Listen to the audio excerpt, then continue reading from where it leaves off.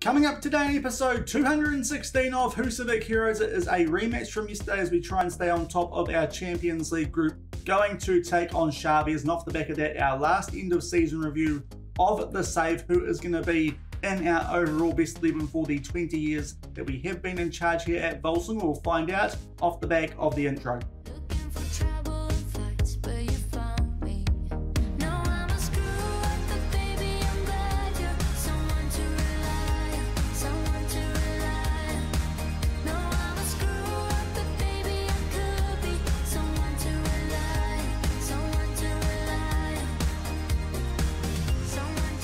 Hello everyone and welcome back to Husavik Heroes here on Shaun Does FM. I hope you are doing well, and if you're looking forward to today's episode, as mentioned, including the last end of season review of the save, so our last overall best 11 that we are going to get a chance to have a look at, then do remember to go down below, leave a thumbs up on the video, and if you haven't done so already and are still enjoying this series here on the channel, then also remember to hit that subscribe button and turn that notification bell on as well. It is greatly appreciated. But first things first, it's a rematch from the second game in yesterday's episode, where things somewhat went pear-shaped for us in one of those games. If you did miss that episode, I'll leave a link to that one over in the top right corner. We are still on top of our Champions League group, albeit not by as many points as we were hoping. That is off the back of only managing a 0-0 draw away at Galatasaray in the first game of that episode. Thankfully, off the back of that, though, a 5-0 win against Chaves at home. Hopefully, we can do something similar today, despite the fact that we are travelling to Portugal for this one. And hopefully, Galatasaray can also give a little bit of cheek at home there and maybe take some points off of Manchester United. And that would help us get back into a similar position that we were in after the first game, where, of course, we did beat those guys 3-0 at my arena. But we are very familiar with Chaves, having only played them in the second game of yesterday's episode. And the only bit of news from us that you need to know, which has happened since that second game, is that we are just going to arrest Icelandic for this one, save him up for the next game, which is against Manchester United, because he is currently sitting on a yellow card, just in case that game does have a bit riding on it. I would prefer him not to get suspended in this upcoming one, so I think we're going to start Bruno Costa over Icelandic for this one, but that should be the only change. So we'll come back shortly from Portugal and hopefully stay on top of the group and pick up another convincing win against Chaves.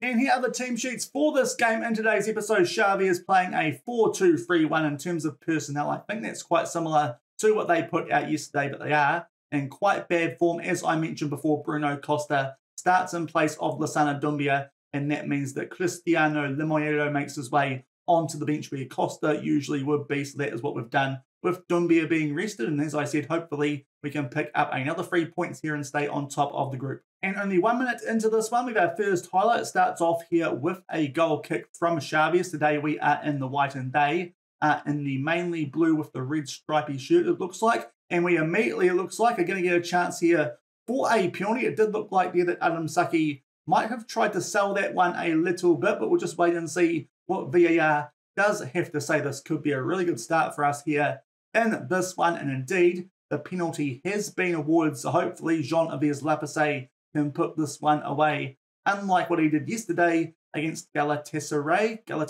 isn't it? But nonetheless, this time he does put it away into the bottom left corner. That would have been quite useful yesterday, but nonetheless we get off to a very, very good start here, and he puts us up 1-0 nice and early. It's a well-taken penalty. As I said, Saki probably oversold the foul a little bit, but it was still a foul apparently. And we take the penalty, put it away, and make it 1-0 Völsungur nice and early, as Galatasaray also take a 1-0 lead against Manchester United. That is good news. And around about the 15-minute mark with our next highlight of this game, it does look like Galatasaray are still beating Manchester United. That would give us a big favour and give us a good chance to actually pinch a good gap at the top of the group if that result stays the way it is. Now, Radenko Krolo with a chance. He'll put that in the back of the net. It was a poor pass there from one of the Chaves players off the back of us giving the ball away off the front, but they gave it straight back to us. Some little build-up here on the edge of the box, and Radenko Krolo finds himself in space there. Bruno Costa passes it to him. Good first touch, and Radenko Krolo does not score many. He puts that one away, and already we have a 2-0 lead. And we go forward to the 27-minute mark for our next highlight. Shaun with a free kick, and that is an absolute screamer right into that top left corner. And so far it is 3 highlights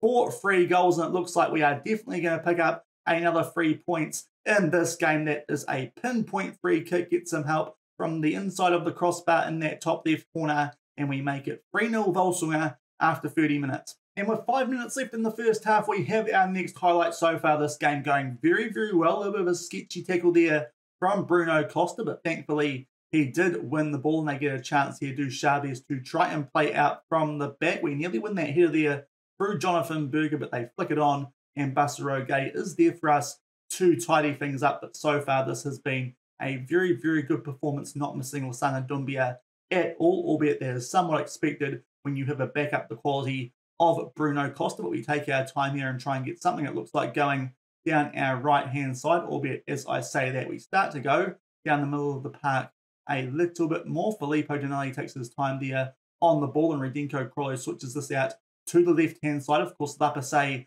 is on a hat-trick. It's found here inside the box, and we'll just tuck that inside the far post. Berger will get an assist. It's a first-half hat-trick for Jean Yves Lapase, so thankfully he has bounced back from that missed penalty against Galatasaray in yesterday's episode, and that makes it 4 highlights for 4 goals in our favour, and it should be 4-0 at half-time in this one. Good finish there from Lapase to complete his hat-trick. And that is half-time in this lone game of today's episode, and things are going very, very well here away from home. 4 shots on target for 4 goals, and we take a 4-0 lead into half-time, and already should have the 3 points here wrapped up. And also, no more updates from that Galatasaray Man United game, so I think Galatasaray do still hold a 1-0 lead there, so this could be a very, very good day for us in the Champions League group stage. We are going to make a substitution at half-time. Alain Basicki has just come back from a bit of an injury, so we'll take him off at half-time, make sure that doesn't get aggravated a little bit more or make him more injury-prone. Lemiro to come on for him as we get the second half underway with that 4-0 lead. And 5 minutes into the second half, we have our first highlight of it, and yet again it looks like we might be on the attack here as we are trying to play out from the back, albeit are pretty close to being camped inside of the Chaves half. Some good short passing here on the edge of the box. It is very, very messy. Lapase tries to get a fourth. The goalkeeper makes the save, but it falls right into the path of Adam Saki. Just taps that one in, Erling Haaland-like, and that is his first goal of the day, and that makes it 5-0 here. Very, very early on in the second half. It's a very, very messy goal, especially to the ones we've scored so far in this game. But Lapase's shot, as I said, falls right into the path of Saki, tucks that away in the bottom right corner, and makes it 5-0 Völsungur. And only a few minutes off the back of that 5th goal, it is a free kick for us. Here we put that far post, and Bayer gets his head on the end of it. It comes off the crossbar and somehow doesn't find its way into the back of the net. Still 5-0 after 55 minutes. And only a few minutes off the back of that previous highlight, yet again we are in position, and it looks like we are really going to try and put the foot down in this one. This could be quite useful for our goal differential if there is something riding on the last few games of this group compared to Man United. That could be quite important. A chance here for Lapase to get a forfeit. Comes off the crossbar and goes out for a goal kick. So some good chances, but it does remain 5-0 at the hour mark. And we're just about to enter the last 20 minutes of this game. Benvenu Bay is going okay on a 6.8, has gone down to a fairly yellow heart, so we'll bring on Marcelo Jr. for him. Still 5-0 up. And only a few minutes off the back of that second substitution, we are going to make our last one. Agatira's only going okay today on a 6.5, so we'll give Maurizio Menga some game time to get a rating. That is all of our subs used, and we are still 5-0 up. And just entering the last 10 minutes of this game, there might be one more highlight in this one, albeit I think the result has been well and truly locked up here for some time. Interesting header there into the mixer from Menga, gets it back from Adam Saki and tucks that one away in the bottom left corner, and that should make it 6-0, albeit we are waiting here for a VAR check, I believe, for offside, albeit I think Menga did time his run quite nicely there. And indeed, the goal has been awarded, so Maurizio Menga does pick up a goal off the bench like he so often does in these European games when we do bring him on. He was just sitting on the shoulder there of the defender and tucks that away nicely into that left corner, and that makes it 6-0 Völsungur here in Portugal. And I still think the result in the other game is 1-0 in favour of Galatasaray. And we are just about to enter the last few minutes of this one, a 6-0 win, which is quite important, especially if Galatasaray can hold on for a win. But as you can see, top right corner, Man United did pull back a late equaliser. That could still be quite a good result for us, though, as long as Man United did not get any more goals in Fergie time and pick up a win. But a draw there would make up for that draw that we picked up in yesterday's episode and give us that 3-point gap back at the top of the group. But that was a very good performance from us in terms of overall shots and shots on target. We have had more dominant displays than that one, including against Galatasaray yesterday, but this time very, very clinical in front of goals. 6 goals from our 8 shots on target, and that is a very comprehensive win. And indeed, the result did stay at 1-1 there between Galatasaray and Manchester United. So thankfully, Galatasaray there still giving quite a bit of cheek in this group, especially in those games that they are having at home, and that means that we do get our 3-point gap back at the top of the group, and that does mean that even if Man United did beat us in the first game of tomorrow's episode, our goal differential should still be enough for us to be in quite a strong position to be finishing on top of this group. But our last game is against Galatasaray, albeit it is at my arena, so hopefully we can get some payback for that draw that we did get against those guys in Turkey in yesterday's episode. But that is a good match day for us. Could have been a bit better if Galatasaray did pick up a win, but we extend our lead on top of the group to 3 points. And you can actually see we have already qualified for the first knockout round as well. So we are going to be making our way through to the knockouts of the Champions League yet again, but we'll come back shortly, check in on the other Icelandic teams, the 4th match day of the Europa League and the Conference League, and off the back of that we'll start to do our end of season review and see what our overall best 11 does look like for this save. And we are making our way now towards the end of season review. The first thing that looks a bit interesting has popped up off the back of that very convincing win against Chaves. So we're going to start off with an update on what has happened in the Europa League. Nuts KR, we're pretty sure aren't going to make their way out of this group, but for the first time this season in Europe, they have picked up a point against decent opposition there in Valencia at home. It was a 0-0 draw, but still, Nuts KR do pick up a result there and get their first point in this European season, albeit I do still think they are going to get knocked out in the group stage there of the Europa League. Making our way down now to Group G, and unfortunately Phil Kier have suffered a little bit of an upset result there, losing 2-1 away at Lazio, who up until that stage had not won a game. Leicester City already qualified, and it will probably be in top spot as well, but that does just open that group up a little bit. Phil Kier only 3 points ahead of both Basel and Lazio. As long as they finish in a top 3 spot in that group, they will make the knockouts of a European competition. So hopefully they can make that the Europa League, albeit the Conference League wouldn't be the worst thing, of course, because they did win the Conference League last season. After all, the making our way down now to the Conference League, and we'll check in on Group G down here as well, where HKR, and they have already guaranteed themselves a place in the knockouts on the most recent match day. They have yet again picked up a win over Ilves. It was against 10 men for the most part, but a 2-1 win. That does mean that they are on 10 points on top of the group and guaranteed to go through. If they can finish above Villarreal, though, they will get a pass through the first knockout round and will avoid having to take on one of the Europa League teams dropping down from 3rd spot in that round. They will be able to wait until the second knockout round to get involved, but at the very least HK are going to be in the knockouts of the Conference League, so that is something good at least to come out of that most recent run of results in those lower competitions. But Phil Kier and HK still in a decent position, but hopefully Phil Kier do not blow things in those last 2 games coming up in tomorrow's episode. But we are coming back at this stage for the Goal 50 Top 50 Players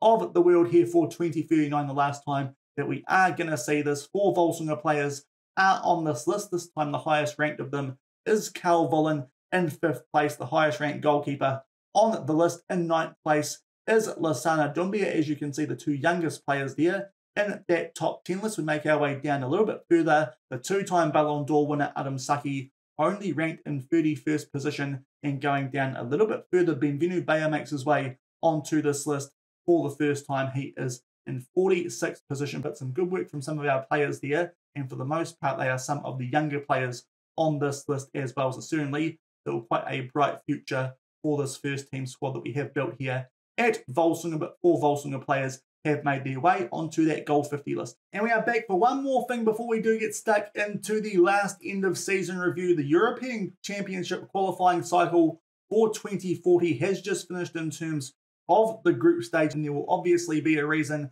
that we are coming back for this because we haven't really done this before. In this save, for the first time, Iceland have qualified for a major tournament. They have finished on top of their group and they have defeated, or sorry, I should say finished above the defending champions of the Euros in Serbia. So Iceland gained automatic qualification to the Euros, and that is the first time, as I said, in the save that they have qualified for a major tournament. They have not lost a single game, and drawn to those two draws did come against Serbia and Albania. That Albania won at home, a little bit disappointing, but 8 wins, largely headed by our backup striker in Oripor Halson, as well as a few former Völsungur players who chipped in with goals throughout that qualifying campaign. And for the first time, Iceland are going to a major tournament, and that is the 2040 Euros. That will definitely be something that we do need to check in when we do our simming forward video off the back of completing this last European season of the save. But Iceland have finally, as a national team, qualified for a major tournament. But we have gone forward, and it is time for our last end of season review of the save in 2039. Of course, the way that Icelandic seasons work, we can't do one off the back of finishing this European season. So this is going to be the last one that we do see, and we'll see what the game does decide is our best overall 11 for the 20 seasons that we would have played for this save by the time that we do complete this current European season. We start off with the transfers. This is very, very quiet. Just one first-team transfer that was to replace Lucas Parazek, and that was Cristiano Limoeiro. He has made 10 appearances, 5 off the bench, 1 goal, but that's not too surprising. Being a defensive midfielder, 7.31 average rating, and he is the signing of the season pretty much through the virtue of being our only first-team signing for this current season. We did sell quite a few players. Richard Waswa and Heiko Kunze left us back in January as they did not want to renew some contracts. A few younger players. Robson went to Tottenham. Rory Montolo, a New Zealander, he went to a fellow Icelandic club. Just trying to find a few more of the more notable names that we did sell. Of course, a few backup players there for decent money, but Lucas Parazek, we sold him to Napoli for near enough £20 million.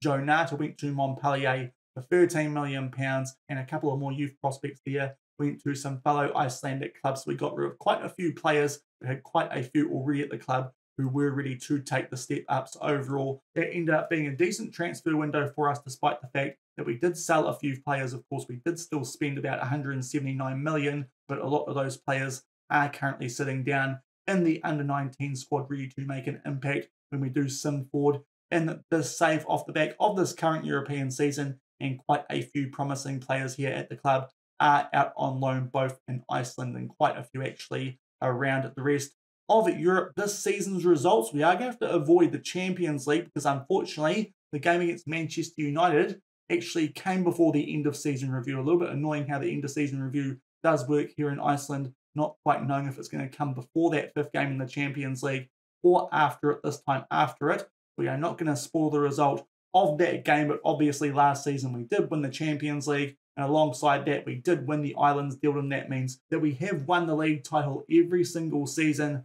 of this save. The first couple of years we did do things a little bit sketchily from memory in the 2 deal and the 1 deal, but from there, at least the last couple of years of the save, it has been very, very comfortable in the top division here in Iceland. We also picked up the Super Cup with a 2-0 win over RB Leipzig. The Malka Bickerin, we picked it up for a 15th and final time with a 6-0 win over Hafnarfjordur in the final. That was pretty convincing, did that quite easily. Throughout that competition, we picked up another Super Cup 1-0 over Fylkir. We can still win another one of those come the start of next year, provided we do well enough in the Champions League to get that far. And also the League Cup, we should definitely get a chance to win another one of those. And we picked that up in the final 2-0 over Natskar after defeating Fylkir 1-0 in a semi-final, which was quite an interesting time, of course, because Fylkir were on their run to winning the Conference League at that time as well. The moments to remember, our biggest win was in the League Cup,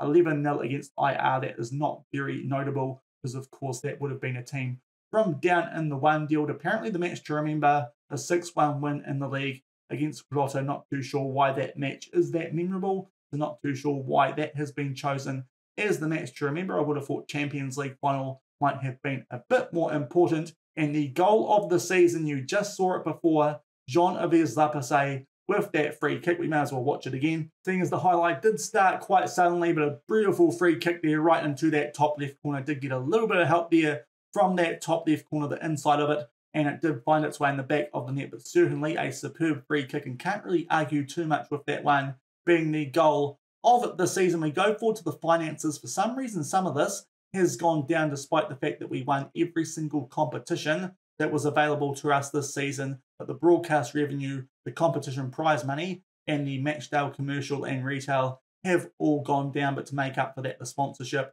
and the corporate and hospitality have gone up. We sold 73,000, near enough to 400 shirts. That is a lot more than we were selling at the start of the save. Doumbia is the top seller, followed by Lapasset, Agatigere, Saki, and Benvenue-Bea. We go forward to the best 11. This does look a little bit more reliable than it has been in the past, but over the most part of the save, this screen has not been that reliable. So we'll go forward in a little bit and just make sure that this is indeed the right best 11. And we go forward now to the awards. Yet again, we don't win Manager of the Season. I just don't know how we're not winning that, considering how much we are winning domestically. But the Fans Player of the Season and the Young Player of the Season is Christopher Alagard. He was the top goal scorer for us this season with 30 goals. That is not that surprising, even though a lot of those goals did come in games against weaker opposition that our second 11 did play, as you saw before, signing of the season and goal of the season went to Limoeiro and Lapasset respectively. The most assists went to Bruno Costa also for the most part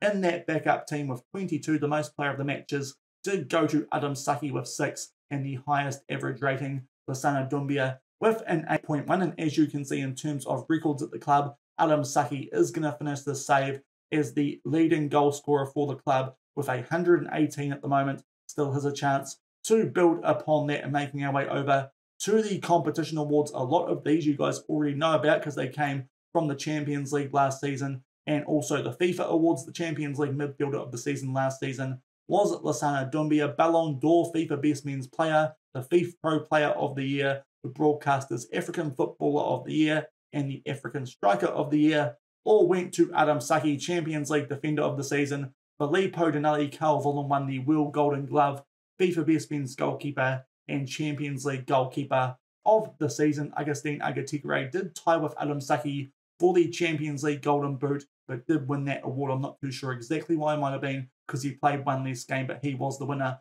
of the Golden Boot. The top division player of the season here in Iceland did get awarded to Bruno Costa, and Christopher Alagard picked up the Golden Boot, and as well as that, the Young Player of the Year did go to our young Icelandic backup striker in Ori Porhalsson. And those are the awards that our players have won in the final domestic season of this save. And now it is time for us to have a look at the best 11 from this past season before we do check out the overall best 11 for this save. And it does look a little bit different to what we did see before in that end of season review. We start off at the back, Calvolan in goal, as you would expect, with a 7.49 average rating. Our defence, Radenko Krolo for 7.53, Shitey and Kapan as the centre-backs. Those are both our centre-backs in the backup team. And at left-back, it is Jonathan Berger. The defensive midfielder was Elaine Basicki, as you would expect, of course, because we did get rid of Lucas Parazek and bring in Lemieux halfway through this season. So Basicki is the defensive midfielder, and in the attacking midfield,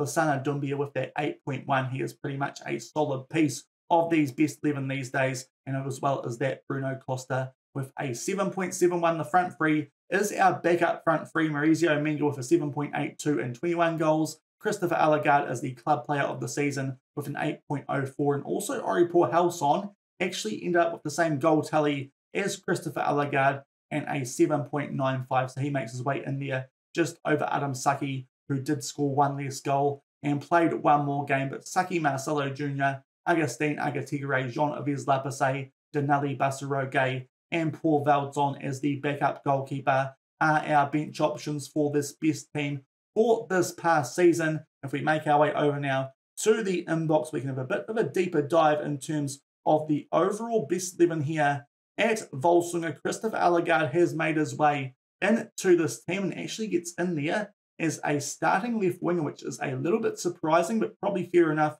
because he has been here a little bit longer than some of the other players who were in line for that position. And also Cal Volin finally makes his way into this team as the starting goalkeeper over Mikel Serafellini, and that means that our overall best 11 does have Cal Volin in goal. The back four is Leandro Diaz at left back, Tiago Polo and Filippo Dinelli at centre back, and somehow Patrick Nygaard is at right back. When I get the full-time print made for this, I might tell Mike to replace Nygaard with Radenko Krolo, because we never really played Nygaard as a right back, and I think Radenko Krolo, of all of the right backs that we have had in this save, has been the best one. Don't really think that Patrick Nygaard does deserve to be in there as a right back, considering that he hasn't really played in that position, despite the fact he was a very, very solid player for us for a number of seasons in this save, but it was more as a right winger. In terms of the midfield, Basaro Gay as a DM, Fabio Mariano as the Mazzala, and Lasana Dumbia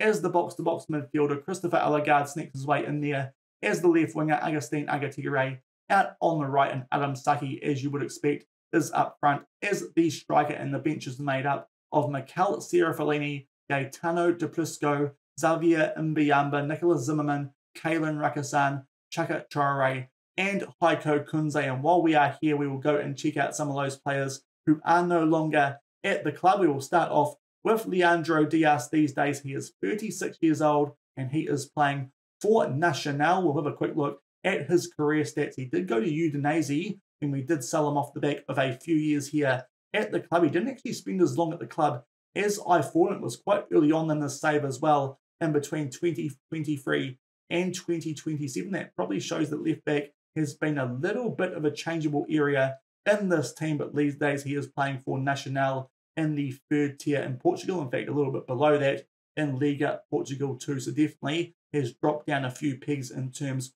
of the importance of the leagues that he is playing in, since he did leave us here at Völsungur, as well as leaving Udinese back in 2031. Also, players that we need to check in on: Tiago Polo, one of the others who is no longer at the club these days, the 33-year-old, also out of Portugal, is playing for Sampdoria. He has been doing a decent job, I would say, since he left us back in 2033. One season at Udinese, then went to Hellas Verona, and now has made his way to Sampdoria, so is doing a decent job in Serie A since he did leave us. Going to the next player, Patrick Nygaard, of course, the player who probably shouldn't be in there, but these days he is in Australia playing for the Central Coast Mariners. That's a little bit close to home for the 33-year-old Icelandic international with a couple of caps. He went to Melbourne City initially after we did release him in 2037, a few years for those guys, and is now playing for the Mariners. Hasn't spent too long away from the club and has made his way down to the A-League to get a few retirement payments. Basaro Gay and Lasana Dumbia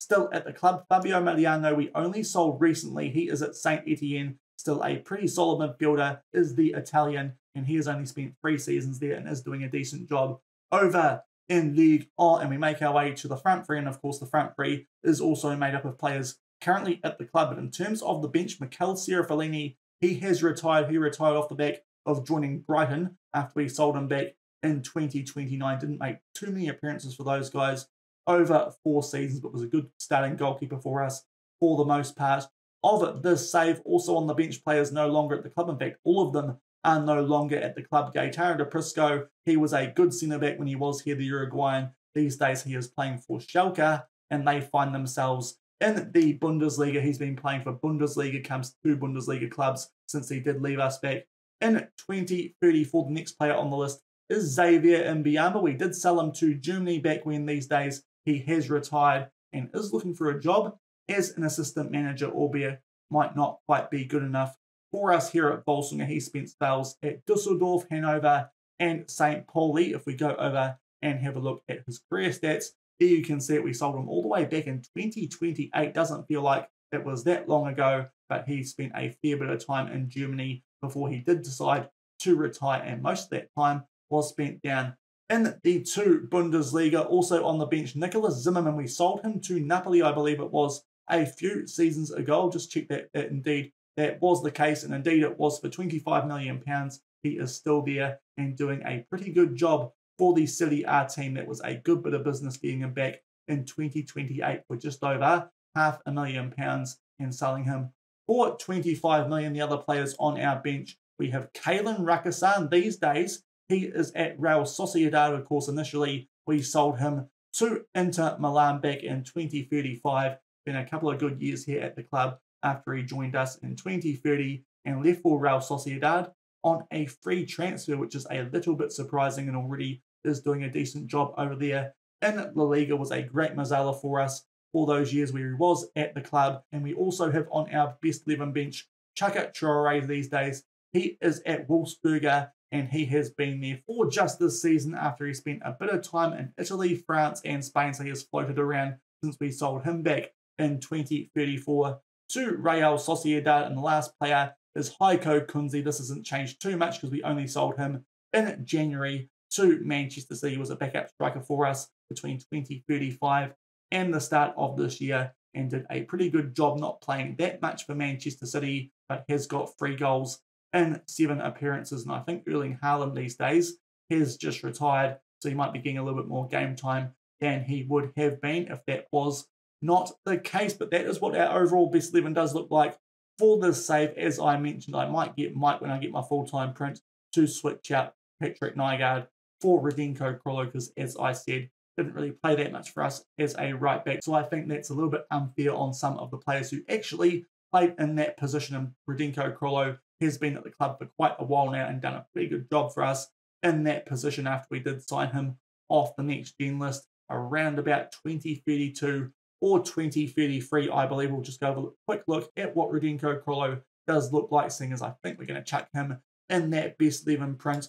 for the save. Obviously a world-class right back, only 24 years old. We signed him back in 2033 for £1.5 million and has been very, very solid in terms of his ratings. So I think he does deserve to be in there as a right back over someone like Patrick Nygaard. But that is the last end of season review for this save, and that almost does it for the group stage as well. We will come back tomorrow and finish things off with 2 games against Manchester United and against Galatasaray. I can't show you guys the groups because, of course, that game against Manchester United we did actually play before that end of season review, and we'll start off tomorrow's episode with that one. And in today's episode, before the end of season review, we picked up a very nice 6-0 win against Chaves, and were also helped out, of course, by Galatasaray holding Manchester United to a draw. But if you did enjoy today's episode with that win and that detailed end of season / save review, then do remember to go down below, leave a thumbs up on the video, and if you haven't done so already and are enjoying this series here on the channel, also remember to hit that subscribe button and turn that notification bell on as well. And until tomorrow for those last 2 games of the group stage, as well as the first knockout round draw, and we'll also see what other Icelandic teams make their way into the knockouts of the lower UEFA competitions. Until then, thank you very much for watching. Keep on keeping on, and I'll see you then. Cheers.